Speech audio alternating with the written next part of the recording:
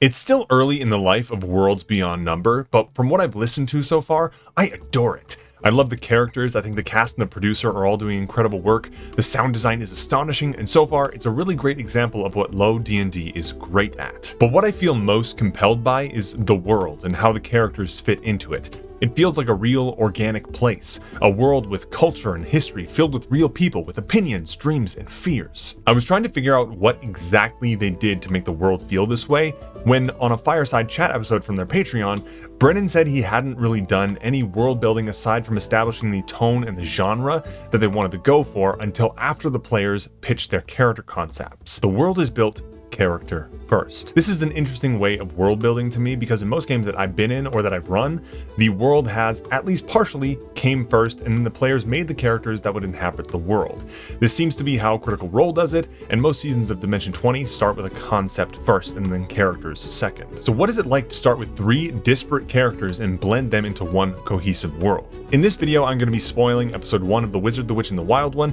and I will make references to other episodes, including the children's adventure, but without spoilers for those ones. So if you're wanting to go into the podcast completely fresh, this video might not be for you. Before we get too deep into Worlds Beyond Number, let's talk about how most dungeon masters build their worlds through the example of Critical Role's Exandria. Exandria was birthed as a generic fantasy world for a one-shot. As the game expanded, so did Exandria. It started from a well-known template and was fleshed out further through play, the player's input, and Matt's design. And while the players have had significant impact on the world through the creation of Whitestone and the deification of the Traveler, the world largely comes first. In an episode of Talks Machina at the beginning of Campaign 2, the players talk about how Matt showed them the map that they were starting in, and they got to choose where their characters are from. I'm sure they discussed their origins with Matt and were able to come up with their own stuff and build on Matt's world, but ultimately Exandria existed before the characters did. So the world influences the characters, unlike The Wizard, the Witch, and the Wild One, where the characters influence the world. And just to be clear, I am not saying that either method is superior to the other. This is just an excuse to explore different methods of world building, and character-first world building is fascinating to me. So let's get into it. In a fireside chat, which I can't include because it's Patreon content, the cast talked about world building, and Brennan said that they started with a tone or genre they wanted to nail, which, based on the conversations and the actual show, seems reminiscent to me of like a classic fantasy novel mixed with like Studio Ghibli, and then they built characters that would fit that tone. And then once the character concepts and backstories were solid, only then did Brennan start building the world around them. So let's go over what exactly each character contributed. Aabria created Suvi, a woman who is involved with an academy for wizards, largely because her parents were wizards. This academy is central to the dominant political force in the world so far, the Empire. This informs both the world and the character. It gives Brennan a lot to work with when he fleshes out the world. And these cultural forces have a strong effect on Suvi. She grew up in a rigid, lawful culture that valued their own safety and power over the well-being of others, and therefore Suvi inherits a lot of those traits. Basically, all of this is communicated to us very quickly in Suvi's introduction in the main campaign. At the base of the Irian, a gate of glass opens as an entire, let's say, quarter-mile wide platform lowers down.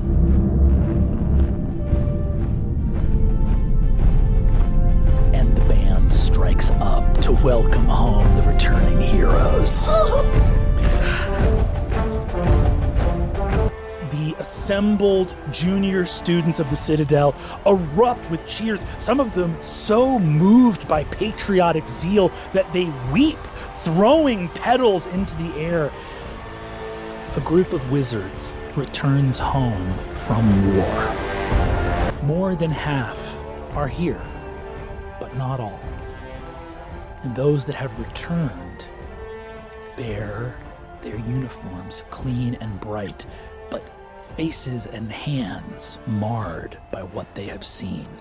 Some faces hold endless pride and celebration, having risen with glee to what they met. Other faces turn inwards, accepting this celebration quiet and doing yet again what they must. As they march and the band plays, these returning wizards move towards a dais where their instructors, leaders, advisors, and a strange mixture of their academic and military superiors await them with medals, brocades, all manner of scrolls and emblems await them on a vast table. And above and to the side, a great box. The thrones assembled within the viewing dais, surrounded as they are by roses, look down to give homage and praise to the returning heroes, to show that the mission of the Citadel not only lives, but prospers. Dressed in deep blue with white brocade, partially military linings, is an ancient archmage who is fast asleep. What I love about this scene is how much is packed into so little. We immediately get the idea that this great empire is built on the backs of, essentially, children that were bred for war. We see the faces of these kids haunted by the horrors that they've seen, contrasted by the pomp and pageantry of their return and the apathy of those who outrank them. The Empire is evocative of a lot of tropes in the fantasy genre. The powerful, extremely structured empire, the romanticization of war and violence, and the eager, ambitious wizard who wants to travel the world. These are pretty basic concepts with several well-known fantasy tropes, but that's not a bad thing. Originality is a lie, and tropes are not automatically bad. In fact, they're good tools when you build any element of a story. They're only really bad when they're not used with thought. And these tropes are being used with a lot of thought. Clearly, the existence of this academy and this empire have had major effects on the rest of the world building and on Suvi herself. Throughout the series so far, Suvi has used her status as a wizard to achieve a lot. But she's also had to disguise herself when she's in the fringes of the Empire, because that's where their power is the least stable. Suvi is a pretty familiar character, reminiscent of an Aes Sedai from the Wheel of Time, or to some extent Cyanite from the 5th season, which is a phenomenal book, by the way. You all should read that. And Aabria's choices for her backstory helped build and flesh out the world in really interesting ways. Next up is the Witch, Erika Ishii's character Ame. Ame is a young woman who lives on a farm with an old witch named Grandmother Wren. As Wren's apprentice, she's been trained in the ways of witchcraft, which is a very different practice than wizardry in this world. It has a completely different perspective on magic, which is a fascinating aspect of this world we'll get to later. Ame grew up on the edge of a small town on a farm. She wasn't isolated, but she had minimal human contact outside of Grandmother Wren and the nearby villagers. She hasn't really known too much strife or turmoil. Her worst encounters are with a rowdy goat. She was a genuinely happy child. Her vibes, especially in the children's adventure, are very Studio Ghibli, or The Shire from Lord of the Rings. Just a lot of joy, simple living, and not very many high-stakes problems. Ame's main contribution to the world building at this point is the concept of witchcraft, which isn't really a thing in D&D, at least not separate from the other spellcasters. Witches appear to be a bridge between the spirits and the mortal world. They listen to and communicate with magic and spiritual energies. They predict the future, they heal, they can summon familiars, and all of this is communicated in a pretty simple scene. Close my eyes. I can hear the bees in the apiary, not too far from the cottage. The buzzing. I can hear birds, flocks of them, passing overhead or nesting in the trees. And I listen to the birds and the bees, and I ask them, in perhaps not a verbal language, and certainly one that the young couple wouldn't recognize, I ask, so, what's the diagnosis here? A morning jay takes off over the tree line, swooping and disappearing back into the foliage. You hear the buzzing of the bees, some of them finding a fresh bank of flowers hanging over the edge of the stream, their little bumbling bodies landing and dipping the flower down with their weight till it almost touches the babbling water of the stream. You hear the shifting of a branch far off in the woods as something steps gingerly through the leaves, or through the leaf cover. Two crows alight far off over the hill. You look up and your eyes go into a softer focus. This couple will bear a child. The child will be the dearest heart and center of the world for Melia. It will be a child that will care for her when she is old and will make sure that the last years of her life are lived in comfort and joy and a feeling of happiness. Sense the chirping of songbirds nearby, and chirping goes silent as a bird moves into the hollow of a tree to go into a nest with 3 eggs. Arin will not stay faithful to Melia and will break her heart. That son of a bitch. Okay. Thank you, friends.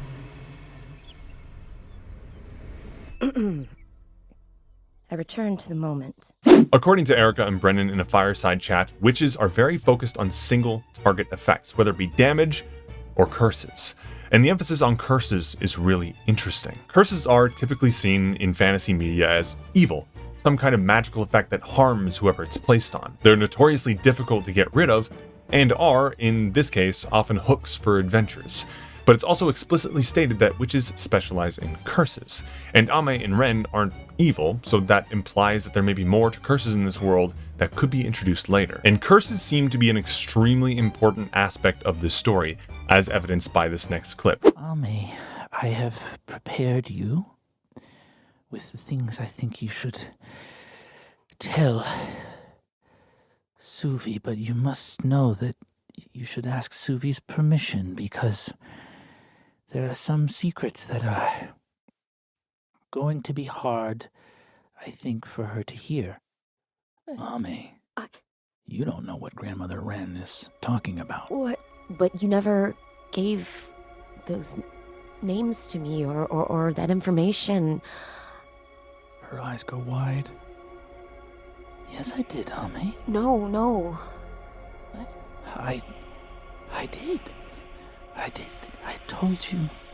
And I have been telling you for... As Grandmother Wren's eyes go wide, a little, just a faintest bit. But you see a little bit of a light gray smoke come out of the corner of her mouth. Grandma! Oh, it's like the curse. It's like the curse. Do you remember that summer when she came back with the arm and... Yes. You see what you understand to be a portion of a curse, and the thought, you know that curses affect the mind and memory, and in a moment, suddenly, Grandmother Wren's confusion, you wonder how much of this confusion has been the confusion of someone who is preparing to say goodbye, and you realize that some of this confusion is not of this world. She looks at you and says, Ame, you're seeing something. I need you to tell me what it is you're seeing. A little bit of smoke out of the corner of your mouth. I believe it to be a curse. All right. We need to think and act carefully. And you see her body shudders a little bit. She says, someone's managed to put a curse on me. I have memory of telling you many times of who it was you could trust. And I think something has moved here in this place and on this time. I am... and smoke comes out of her mouth and says, not that. All right. I am... Smoke comes out. She says, clever. At the time of recording, they haven't actually released the witch class yet, so I can't go too deep into the mechanics, but witches appear to be extremely important in this world, while also being extremely rare. This isn't something they've gone too far into yet on the podcast, so I can't go too much into it, but there have been several implications from Grandmother Wren and other characters that something is going on that involves witchcraft. I think Ame's biggest contributions to the world building are yet to come, even though we don't know too much. I think the podcast does a really great job of making us understand on an intuitive level what witches are. So let's move on to Ursulon, Lou Wilson's character. Ursulon is a spirit, and just those 4 words are a massive expansion to the world. The existence of spirits brings up so many questions. What exactly are spirits, and how do they behave? What do they believe? And in the children's adventure, we get a glimpse into that, but I'm not going to spoil it, especially since it's patron content. But to give you an idea, the world Ursulon comes from is vibrant and primal. It's a world without oppressive structures like the Empire, but it is also a world where the strong can very easily take from the weak. This adds a level of mythology to the world that has endless possibilities. It brings up questions like, do mortals know about spirits? And if they do, how much is actually known and how much is just speculation? How much myth surrounds their existence? Are they common in the mortal world or are they rare? And I think the cast does a really great job at answering a lot of those questions in one of the first scenes. before you can speak, Ursulon, you hear another voice from the doorway say, "Well, of course, he's not at home here." And you see the old peddler step into the doorway. He is framed by the falling magnolia petals as he smiles and flips a card through his fingers. "Not at home, I would imagine most places here." You do not understand that which you speak of. I beg of you, leave me be. Leave you be? Oh, there's many a clever man in this world who would pay a mighty fine price for a great and wondrous find like you. I know what you are. I know that you do not belong here. And there are questions that need answering for why I have found you in this place. Great. I'm gonna drop glamour. Here's who Ursulon actually is. Yes! 7'6", feet tall, truly grow another foot.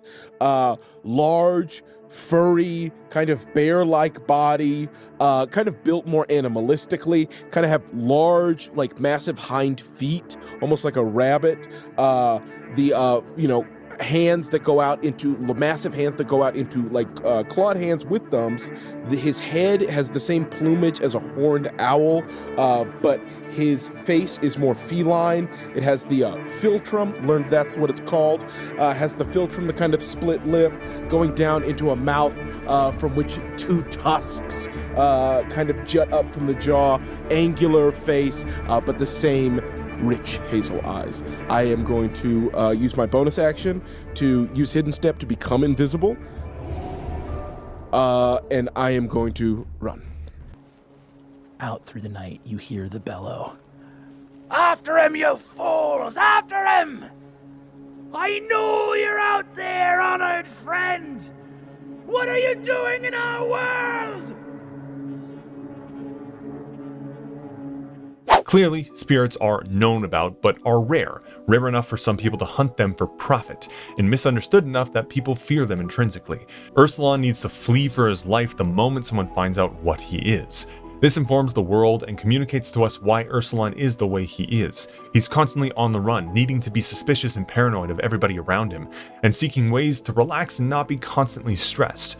But this isn't how he always was. It's not as explored in the main campaign yet, but Ursulon loves the idea of an honorable knight. He wants honor, but he doesn't really have a solid grasp on what that is in the first place. He doesn't actually seem to understand that it isn't a physical thing, but he met someone who had it and he admired that person, so now he wants honor and what it represents. He wants to help people, protect people, especially those that he cares about the most. But the world he's come into doesn't seem to care much about honor. Not anymore. He came into the mortal world seeking honor specifically.